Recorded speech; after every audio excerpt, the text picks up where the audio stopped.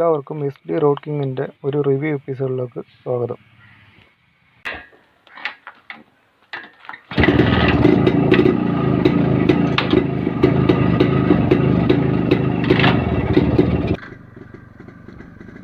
Tips and tricks എന്ന ഈ channel subscribe ചെയ്യാത്ത കൂട്ടുകാരുണ്ടെങ്കിൽ ചാനലൊന്ന് സബ്സ്ക്രൈബ് ചെയ്തേക്കുക. പിന്നെ ഈ വീഡിയോ ഇഷ്ടമായ ലൈക്ക് ചെയ്യുക, ഷെയറും ചെയ്തേക്കുക. നിങ്ങളുടെ വിലയേറിയ നിർദ്ദേശങ്ങൾ കമൻറ്റ് ബോക്സിൽ രേഖപ്പെടുത്തുക.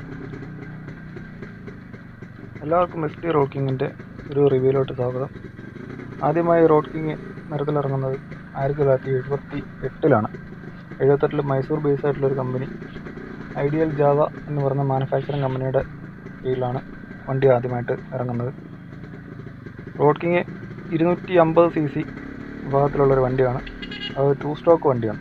250cc air cooled 2 stroke single cylinder വണ്ടിയാണ്. ആ വണ്ടിയുടെ ഒരു പ്രത്യേകത എന്ന് പറയുന്നത് 250cc വണ്ടിയിൽ 2 സൈലൻസർ ഇതിന് വരുന്നുണ്ട്. റോഡ്കിങ്ങിൻ്റെ മാക്സിമം ഭാഗം എന്ന് പറയുന്നത് 16 bhp ആണ്. അത് 5000 RPM.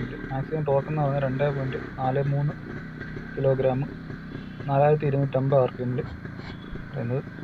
പിന്നെ വണ്ടിയുടെ ഗിയർ ബോക്സ് എന്ന് പറയുന്നത് 4 ഗിയറാണ് വണ്ടിക്ക് നൽകിയിരുന്നത് ആ സമയത്തൊക്കെ.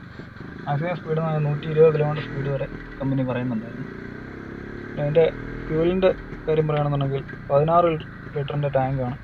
ഏകദേശം ഒരു 30 km വരെ മൈലേജ് അന്നത്തെ കാലത്ത് കിട്ടിക്കൊണ്ടിരുന്നത്.